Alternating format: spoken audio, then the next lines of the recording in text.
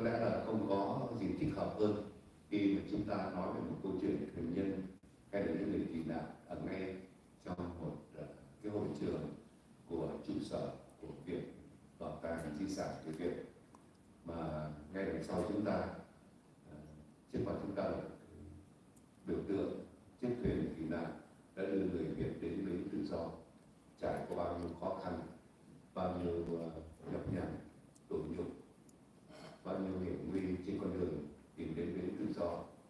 Chắc không ai nghĩ rằng câu chuyện thuyền nhân đến giờ phút này vẫn còn đem ra nói có chăng thì là kỷ niệm, nhưng thưa quý vị, đây lại là những câu chuyện có thật. Ngày hôm nay chúng ta sẽ có mặt ở đây để cùng nghe một trong những người ân nhân bảo trợ, lại là một người không phải là người Việt Nam. Đa số những câu chuyện của chúng ta trước đây do chúng ta thuật lại, gia đình cá nhân chúng tôi cũng rất đông đảo anh em vượt biển, vượt biên, có những cái hồi ký, có những câu chuyện chia sẻ với thế giới, với người ngoại quốc hay là đồng hương chúng ta. Nhưng đặc biệt trong câu chuyện ngày hôm nay để do một người, có thể nói là một người bà là một người Úc, một người da trắng, cho nên cái câu chuyện của họ cũng có một cái khía cạnh khác. Cái nhìn của một người chúng ta có rất nhiều người Hoa Kỳ bảo lãnh chúng ta, người Canada, những người Âu Châu, nhưng mà hầu như những người Úc Châu hầu như chưa ai biết một câu chuyện hay cảm nghĩ của họ một cách chân thực về sự tiếp tay của họ đối với những người tị nạn. Thì đây lần đầu tiên chúng ta có thể nghe một cái khía cạnh khác, cho nên đó là lý do mà chúng tôi cũng như là Viện Bảo tàng Di sản đã sẵn sàng đứng ra để tiếp tay tác giả để ra mắt ngày hôm nay.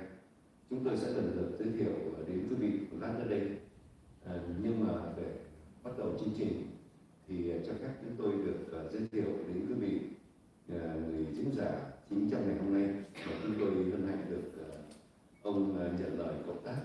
Quý vị, đó là ông Châu Thủy. Ông Châu Thủy hiện nay là giám đốc của Viện Bảo tàng Di sản người Việt. Cảm ơn ông và cảm ơn các thành viên của Viện Bảo tàng Di sản người Việt đã cho chúng tôi, đã chào đón chúng tôi và cho chúng tôi mượn địa điểm này để thực hiện buổi ra mắt sách. Và không quên cảm ơn tất cả quý vị đồng hương thân yêu, các bạn đã đến đây tham dự với chúng tôi. Thưa quý vị, người đầu tiên chúng tôi giới thiệu là ông Châu Thủy. Ông là chủ tịch của Viện Bảo tàng Di sản người Việt. Ông là một kỹ sư với 35 năm kinh nghiệm, và ông có một nghệ sĩ và tác giả của hai cuốn tiểu thuyết về thuyền nhân có tên là Nước Xoáy và Bloodstained Sea. Ông cũng đồng thời có những cuốn sách viết về bút họa, thư pháp Việt Nam. Các tác phẩm nghệ thuật của ông đã được trưng bày ở nhiều trường đại học như Đại học Soka, Đại học tiểu bang California, Đại học Fullerton, Đại học Dominguez Hills, Bảo tàng châu Á Thái Bình Dương, Đại học USC và Trung tâm nghệ thuật Dương Đại quận Cam. Tác phẩm có tên là Việt của ông đang được trưng bày tại Sacramento Capitol.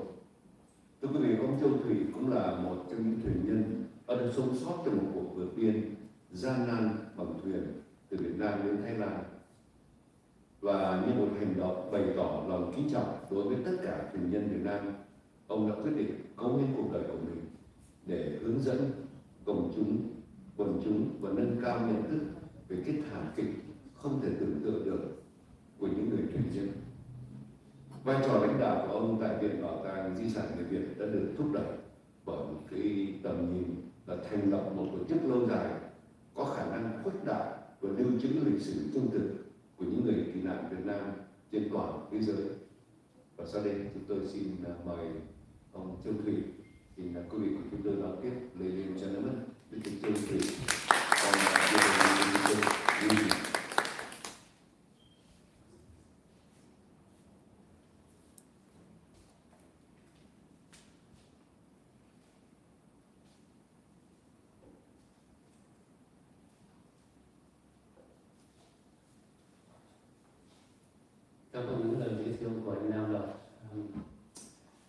quý vị, thay mặt cho Viện Bảo tàng Di sản Người Việt, chúng tôi hôm nay đón tiếp quý vị tại buổi giới thiệu tác phẩm Việt Nam Thuyền Nhân Thời hiện đại vươn tới tự do. Kể từ khi thành lập năm 2016, Viện Bảo tàng Di sản Người Việt đã hoạt động với sứ mệnh tìm gìn giữ lịch sử, văn hóa và ngôn ngữ của người Việt tị nạn, không chỉ là một nơi lưu trữ hiện vật, tư liệu mà còn là một trung tâm giáo dục để cho các thế hệ bây giờ và mai sau hiểu được quá khứ đau thương và trân trọng những tự do và không bao giờ quên những hy sinh của cha ông. Hôm nay cũng trong mục đích đó, chúng ta có mặt ở đây để tìm hiểu thêm về một tác phẩm sâu sắc và đầy cảm xúc của tác giả Shira. Tác phẩm có nội dung để vinh danh về sự can đảm của những thuyền nhân ra đi chậm trễ và sự vận động của những người có tấm lòng quan tâm cho những người tị nạn trốn chạy cộng sản. Như chúng ta thấy ở đây có anh Nam Đập, có bà Shira, cô Grace Bùi và còn nhiều người khác nữa. Riêng với cá nhân của chúng tôi vốn là một thuyền nhân rất đồng cảm với những gì trong nội dung của câu chuyện. Nên đây không chỉ là một buổi giới thiệu tác phẩm mà còn là gián tiếp để đề cập đến một kỷ niệm, một sự tỉnh thức và trên hết đặc biệt là một lời nhắc nhở rất là quan trọng. 50 năm đã trôi qua kể từ ngày mất chính thể Việt Nam Cộng Hòa. Đối với những cá nhân như chúng tôi, những người đã liều lĩnh vượt biên trên những con thuyền mong manh để tìm tự do, ký ức ấy vẫn còn nguyên vẹn, đói khát, sợ hãi, mất mát, nhưng đồng thời cũng là những hy vọng rằng đâu đó sẽ có những quốc gia mở rộng vòng tay để đón nhận chúng ta. Rằng tự do không chỉ là một điều đáng quý dù phải trả bằng bất cứ giá nào. Cuốn sách này đã nói lên một trong những thân phận của những người thường bị lãng quên. Nó để lại hành trình của những người Việt Nam tị nạn từ những thế kỷ trước và những di dân hiện nay vẫn còn đang nằm trong những trại tị nạn, những nơi mà thế giới đã quên với cái sự quay lưng đối với những người đau thương của những người khác. Bằng lối viết nhân văn, bằng công phu tìm hiểu sâu sắc, và Shira đã thực hiện được một điều mà ít người dám làm: lắng nghe và thắp sáng sự thật. Đọc vào sách, chúng ta thấy chính mình hành trình vượt biên từ năm 80 tôi đã đi với 2 bàn tay trắng và mất và có một trái tim quằn quại trong tình cờ. May mắn thay, tôi đã sống sót và bắt đầu một sống mới. Nhưng không phải chỉ ai cũng được may mắn, có rất nhiều người trong chúng ta đã không bao giờ đến với tự do. Chính vì thế những cuốn sách như thế này thật là quan trọng và cần thiết. Tác phẩm của Shira nhắc nhở cho chúng ta rằng câu chuyện của thuyền nhân Việt Nam không kết thúc vào những năm 80-90. Nó vẫn tiếp diễn trong những trại giam giữ, trên những biển bờ xa xôi và trong tâm hồn của những người vẫn còn mang nặng vết thương bắt buộc phải tha hương. Cuốn sách này chúng ta phải nhìn lại và nhìn cho thật rõ. Đó là sự sáng lập Viện Bảo tàng cũng là một nhân chứng sống. Tôi tin rằng ký ức không chỉ để lưu lại mà còn chỉ để đánh thức.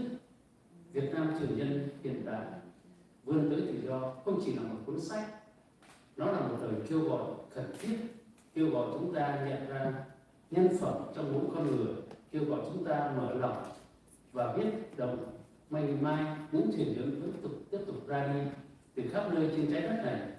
Những người tị nạn cộng sản vẫn còn đang sống trong tình trạng bất hợp pháp ở nhiều quốc gia tự do và đang mong chờ chúng ta mở lòng nhân ái. Shira, thank you for your empathy, courage, and unwavering commitment to the truth. Through your work, you bring light to voices that have nearly been lost to time and silence, enduring their story with endurance.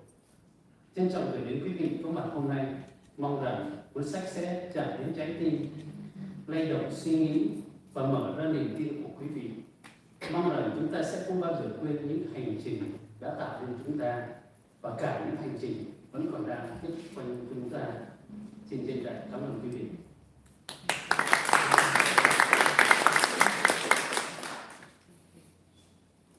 Xin cảm ơn anh Châu Thủy rất nhiều và kính thưa quý vị, chúng tôi cũng xin phép để được cảm ơn một số các vị trong giới truyền thông anh Nam, đài truyền hình SPTN, anh phóng viên của đài báo Người Việt của chúng ta, anh Đức, anh Lâm Hoài Thành, báo Người Việt, thưa quý vị, anh Đức Nguyễn, đạo diễn Đức Nguyễn cũng có mặt ở đây với chúng ta. Chúng tôi biết là có luật sư Trần Kinh Luân, luật sư Trình Hội cũng có mặt ở đây, rất đông anh Đức, chị Đức, anh Sang, các bạn của chúng tôi, anh Minh, biên Việt Kích cũng có mặt ở đây. Chúng tôi xin lỗi không nhớ hết, nhưng mà rất là thành thật cảm ơn quý vị các anh đã chia sẻ trong buổi họp mặt nhỏ bé và ngắn ngủi trong cái thời gian mà chúng tôi thông báo. Kính thưa quý vị, như thưa với quý vị lúc nãy, câu chuyện xảy ra bắt đầu trong một cái không ai có thể tưởng tượng được những nước tự do lại có thể xua đuổi những người tị nạn, và một trong những điều bất hạnh đã xảy ra là hơn 60 người tị nạn Việt Nam mình đã vượt biển đến Úc Châu. Sau rồi thì từ Úc họ đã không được lên bờ, và chính phủ Úc đã thương lượng với Việt Nam để trả họ về Việt Nam. Thì thưa quý vị, khi mà chính phủ Úc nói chuyện với chính phủ Việt Nam thì người ta ngạc nhiên là Việt Nam lại hứa với Úc là sẽ không có làm hại gì những người tị nạn này cả. Vì thế cho nên nước Úc tin vào cái lời hứa đó và đã trả những người tị nạn này về Việt Nam. Nhưng khi vừa lên đến bờ thì đương nhiên họ đã bị bắt bớ, bị tù tội, tức là Cộng sản Việt Nam đã nuốt đi tất cả những lời hứa. Rồi những người tị nạn đó đã bị tù đầy, và các trẻ em trở thành mồ côi trong khi cha mẹ mình còn sống. Có một vị luật sư, đó là luật sư Võ An Đôn, ông là một trong những người luật sư đã tình nguyện để giúp đỡ cãi cho những người dân oan, những người thất cổ ven biển, và trong đó có những chuyện như này. Và khi ông viết lên trên Facebook thì ông cũng đã nói sơ qua và lý do đó thì một người giáo sư đại học của Úc là bà Shira Sebban, bà đã nghe được câu chuyện này, và rồi thì bà đã bắt đầu cái cuộc hành trình của bà tìm hiểu, và thêm nữa là một công dân Úc, bà cũng không thể tưởng tượng là đất nước của bà có thể làm cái công việc mà đối với bà đáng trách như vậy. Thì câu chuyện đó chúng tôi xin tạm ngưng ở đây mà để dành cho bà Shira sẽ nói tiếp cái cuộc hành trình giúp đỡ những thuyền nhân này. Chỉ có xin bật mí quý vị một điều là không thể tưởng tượng là 2 năm sau khi ra tù, những thuyền nhân này vượt biển trở lại.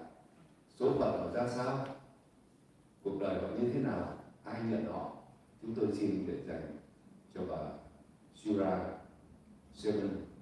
Cùng với bà ngày hôm nay có những người tình nguyện viên đã tiếp tay với bà, cũng như sẽ có sự có mặt của luật sư Võ An Đôn. Như thưa quý vị lúc nãy, mặc dù ông đã tình nguyện để giúp đỡ những người thất cổ ven biển, nhưng ông là cái gai của nhà cầm quyền Cộng sản Việt Nam, và ông đã bị trù dập, mất tất cả sự nghiệp, và sau cùng thì Hoa Kỳ đã đón ông đến định cư. Một lần nữa chúng tôi xin phép để được dành thời giờ cho bà Shira sẽ trình bày với tất cả quý vị. Thưa quý vị, bà Shira Sebban là một nhà đại diện pháp lý được chuẩn thuận giúp đỡ cho những người di dân và tị nạn tại Úc Châu. Đồng thời bà còn là một văn sĩ có trụ sở tại Sydney. Vào tháng 6 năm 2022, bà Shira Sebban đã được trao huân chương Hoàng gia Anh, viết tắt là OAM, vì những đóng góp cho các cộng đồng người di dân trong nhiều vai trò khác nhau. Là một thành viên của cộng đồng SASS, tức là Supporting Asylum Seekers Sydney, và cũng đồng thời giảng dạy các luật tị nạn và định cư tại Đại học Sydney, và đã làm hướng dẫn viên tại Bảo tàng Viện Do Thái Sydney, kết hợp với những bài học đã học được, đặc biệt là về Holocaust. Với niềm đam mê của bà đối với công bằng xã hội, bà là một nhà báo có kinh nghiệm, Bà có bằng cử nhân danh dự từ Đại học Melbourne và đã dạy tiếng Pháp trong khi thực hiện nghiên cứu hậu đại học tại Đại học Queensland. Cuốn sách đầu tay của bà Shira là Unlock the Past, A Story from My Mother's Diary, tức là tìm về quá khứ, những câu chuyện từ nhật ký của mẹ tôi. Sau đó là một loạt các câu chuyện hư cấu sáng tạo, phi hư cấu sáng tạo về Israel vào giữa những năm 1950 dựa trên nhật ký của mẹ. Và tất cả những câu chuyện này chỉ được phát hiện sau khi bà qua đời, mà mẹ qua đời. Cuốn sách thứ hai của bà là Những Thuyền Nhân thời hiện đại, tức là vươn tới tự do mà chúng ta được nhìn thấy ngày hôm nay, đã được xuất bản bằng tiếng Việt, tiếng Anh và tiếng Việt. Để thực sự cuốn sách này là tiếng viết bằng tiếng Anh, nhưng mà để đánh dấu 50 năm tị nạn của người Việt chúng ta, bà đã có nhã ý dịch sang tiếng Việt, và hôm nay chúng ta lần đầu tiên có ấn bản tiếng Việt. Một lần nữa đánh dấu để kỷ niệm 50 năm những ngày đen tối tháng 4 do nhà xuất bản Chu Hall của cô Emily là người giám đốc điều hành. Cuốn sách này kể về câu chuyện của những người tình nguyện viên từ khắp nơi trên thế giới đã đoàn kết lại để giúp đỡ một số gia đình người tị nạn Việt Nam, thuyền nhân Việt Nam trên hành trình tìm kiếm tự do, nêu cao và làm nổi bật lòng dũng cảm phi thường của những người rất bình thường, cả những người tị nạn và những người ủng hộ trong cuộc đấu tranh giành tự do của họ. Nó cho thấy những gì người ta có thể đạt được khi mà biên giới không còn là một rào cản. So, ladies and gentlemen, please help me to welcome Shira Sebban.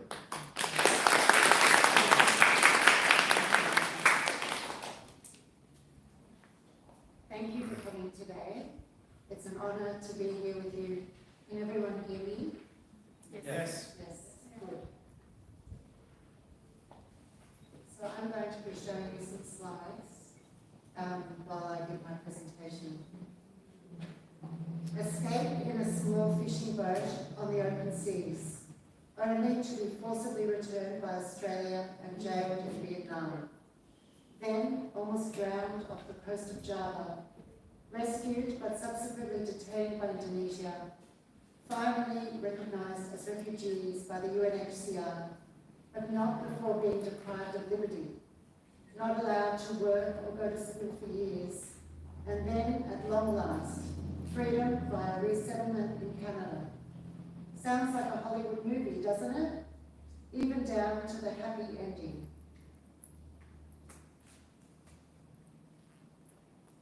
My dear late friend and indefatigable human rights advocate, who was known as Nyokni Ann Wynne, certainly thought so.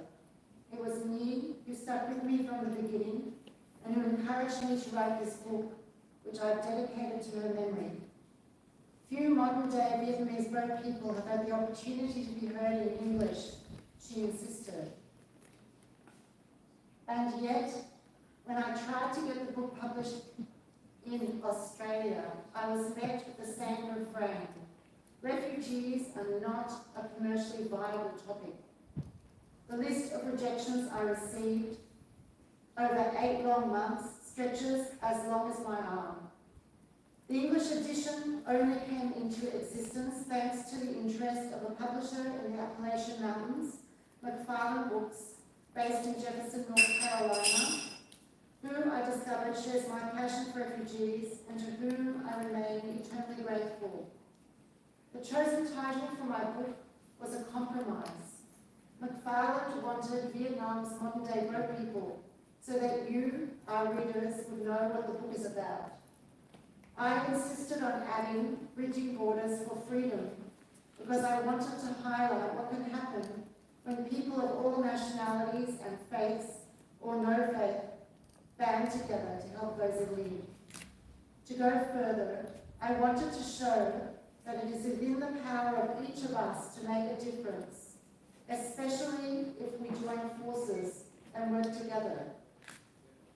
Today we are celebrating the launch of the Vietnamese edition, thanks to 2 dedicated translators and Quillwalk Publishing of Edmond, Oklahoma, run by this wonderful lady, Amy Emily, who, as well as being a publisher extraordinaire, is an accomplished author and speaker in her own right. I'm honoured that Amy has been able to join us today and will also be at our launch tomorrow in Houston. She is a font of wisdom on all aspects of publishing and a tower of strength and support to me. And I'm very grateful to you, Amy. Thank you. I'm also grateful to my two translators, without whom the Vietnamese edition would never have been published. An amazing lady in Sydney who has asked to be called by the pseudonym Tree Fan. This is the first book she has ever translated, and she worked on it out of the goodness of her heart because she wanted the story to reach a wider Vietnamese-speaking audience and to be shared by those for whose families it is lived experience. As Mr. Namlock says, this is your story. As the book was nearing publication, we were also fortunate to benefit from the generous assistance of a second translator, retired engineer, Chong Hep Ho, who is also from Sydney and has a deep passion for education and cultural preservation. This is the story of several Vietnamese refugee families and how a disparate group of volunteer advocates from Australia, Vietnam, Thailand, Indonesia, the US, and Canada came together to help them on their eventual journey to liberty. As my friend Nhi pointed out, it is a tale that has not received much attention in Western media, thereby making it, I think, even more important to share, especially as we celebrate the family's hard-won resettlement in Canada. As I explained in the introduction, until I read an article about Tran Thi Tan Luan and her 4 children in the Australian National Newspaper in late July 2016, and this is the article, and you can see the headline, "Kids Orphaned as Vietnam Jails Parents Over Asylum Bid," I had not even realised that both people were still attempting to flee Vietnam. And this is the page that the same newspaper devoted to the book last year, sharing the introduction, which explains how this story came to pass. So from March 2015 to July 2016 alone, the Australian Navy intercepted 113 Vietnamese asylum seekers in 3 separate incidents. And there have been many more since, even as recently as May 2024. Summarily assessed at sea by 2 officials using Australia's controversial expedited enhanced screening process, as it is called, they were each found not to warrant protection and were forcibly returned by what's called boat take-back to Vietnam, where those regarded as organisers were incarcerated, despite Australia's initial insistence in April 2015 that it had received reassurance from the Vietnamese counterparts that they would not be punished. The Australian government has a short memory.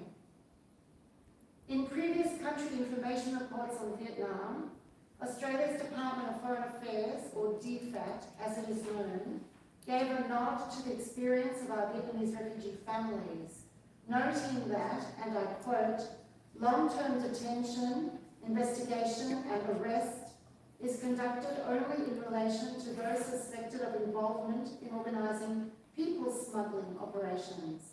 DFAT understands this to be the case in relation to several individuals who were on board vessels returned to Vietnam in 2016. But in its most recent report, which is this one, which you can see is February 2025, the department completely and blatantly obliterates any memory of what these families endured on their forcible return to Vietnam. And I quote again, "Returnees from Australia who were part of a people smuggling venture may be interviewed by authorities on their return to Vietnam. DFAT understands this process generally takes between 1 and 2 hours, with a focus on obtaining information about the circumstances of their departure and the organisers of the venture. DFAT was not aware of returnees from Australia being held overnight for this purpose or being mistreated as part of this process. The family's experience as I detail them in this book, tells a different story. And here you can see Tran Thi Lua, Vietnamese asylum seeker returned by Australia, says a bullet would be better. So a slightly different story to what the Australian Department of Foreign Affairs records. And don't believe the numerous official attempts by Australia to brand them as people smugglers either.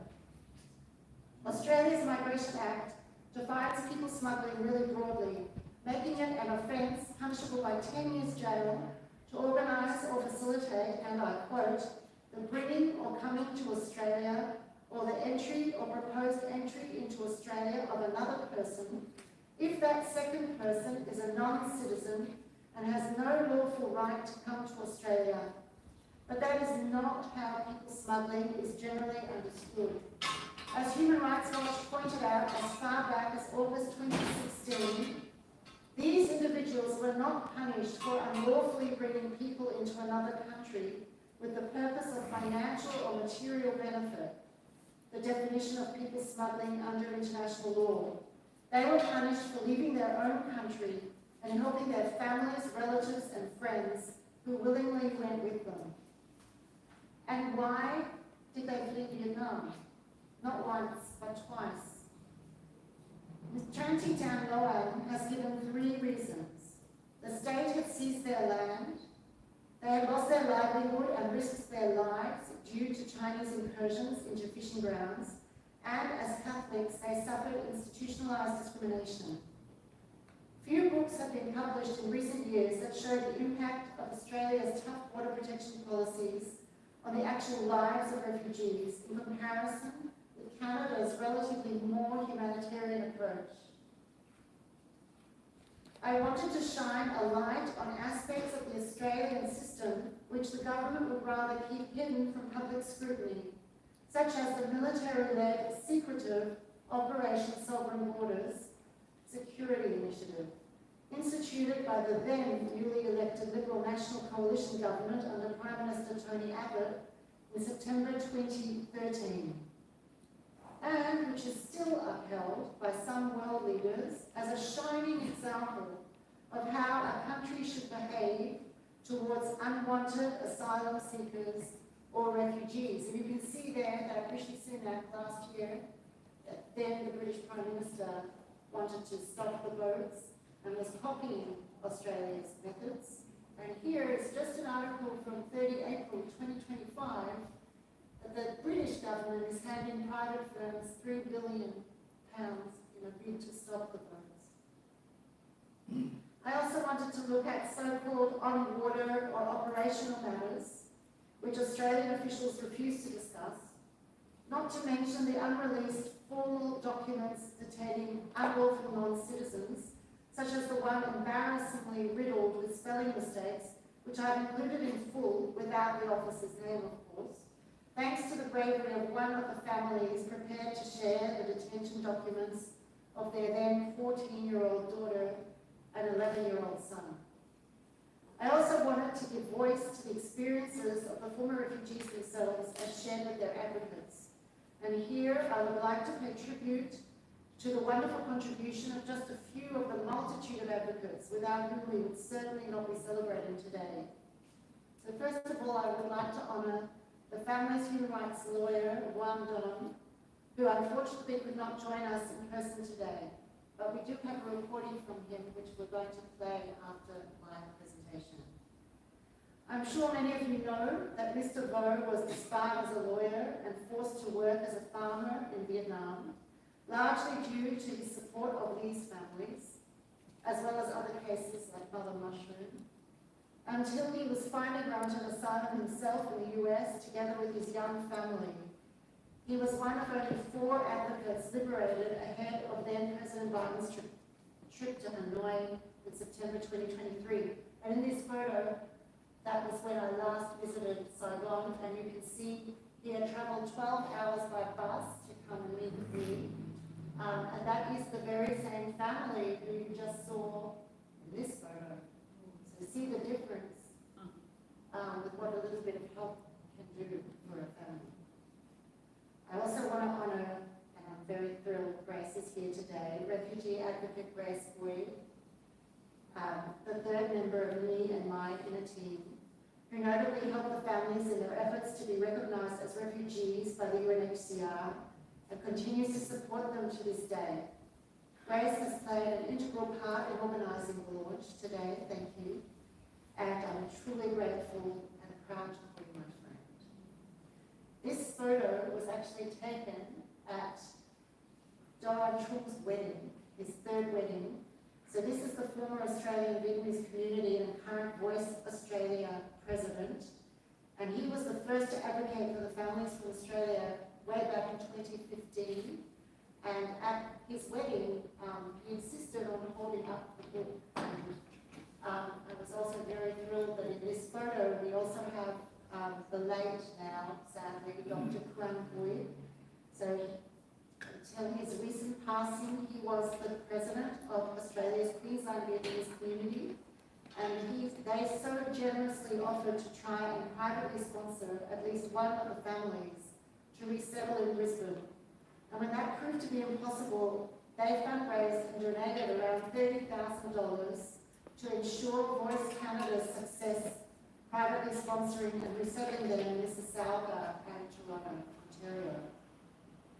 I also would like to honour, and I always mispronounce his name, so excuse me, former Canadian Senator Tan Hai Ngo, the first Canadian Senator of Vietnamese origin who introduced us to Voice Canada in the first place. And also I want to thank the entire membership of Voice Canada, led by President Hiện Do, who was so generous in offering to privately sponsor all 20 members of the 3 families we helped. And here I'd also like to pay tribute to the invaluable support of businesswoman Lee Wong. And lastly, Australian radio journalist Mai Pham, who has been so deeply involved in this story. I also want to make special mention of Mr. Namlock for your inspirational leadership and amazing support. Not only did Mr. Namlock host the launch of the English edition of my book in both Washington DC and Mississauga, Ontario last September, but he has been instrumental in arranging today's launch at this beautiful venue. I don't think there could be a more appropriate place than the Vietnamese Heritage Museum.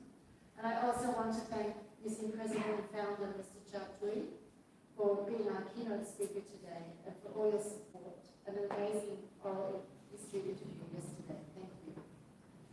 Mr. Namlock is also responsible for the launch in Houston tomorrow and will even be coming to Mississauga to co-host the Canadian launch at the Saigon Park Festival arranged by Voice Canada on May 24th. But above all, I need to honour the courage of our former refugee families, who understood from the beginning that they had to bravely take centre stage in their own life drama if they were to have any chance of success. In other words, they had to help themselves. So the first family to leave Indonesia for Canada was Phuc, Mrs. Phuc Nguyen, her husband, Yen, and their then 3 children, who arrived in December 2021. Mrs. Phuc was then 6 or 7 months pregnant. And they arrived just in time for the birth of their beautiful baby and 4th child, Quina, the following February, who is the first Canadian citizen in the group, and she's now 3 years old. The next family to arrive in January 2022 was Mrs. Lua, Tranti Lua, her sadly now late husband, Mr. Long, their 3 children, and Mrs. Lua's younger sister and niece. And the final 2 members of the family to arrive were Mr. Long's younger sister Nhung and brother Tai, who ultimately were allowed to make the trip from Indonesia in September 2022. Not only were these now former refugee families prepared to help themselves, but no sooner had they secured safety than they were willing to help others, less fortunate, or those resettled after them. And indeed, that's the way Voice Canada operates. So a team of Vietnamese Canadian volunteer advocates sponsor refugees under Canada's generous and flexible private sponsorship of refugees program known as PSR, the way they themselves were helped in the past. The new arrivals then benefit from jobs, so I'll just show you how much effort is gone into to prepare a home for a refugee family, and that was the finished result. And then the new arrivals benefit from jobs referred to voiced by other former refugees it has previously sponsored. And only a few weeks later, the by now not so new arrivals are already prepared to volunteer in whatever capacity they can to assist others. So in July 2022, I had the privilege of accompanying Trantitan Loan and her family from Indonesia to Canada, where I was honoured to witness the moment when they became Canadian permanent residents in Toronto International Airport. It was most heartening at that time to see our other two families who had arrived some months earlier quietly donating part of their wages to charity. So empowering and important for their self-respect, Voice Canada President Kian Do commented to me as I recounted the book. A few months later, Mrs. Loran was among the first to donate to a small birthday fundraiser I ran for Human Rights for All, which at that time was the Sydney charitable law firm where I was working pro bono. Initially motivated by my shame and sense of moral responsibility at the treatment of these modern-day Vietnamese boat people at the hands of the Australian government, their story has become and continues to be so much more. I hope that, like me, you find it inspirational, filled with resilience, determination, and hope. A story which highlights the extraordinary courage of ordinary people in their battle for liberty, showing what can be achieved where borders prove no boundary. Thank you.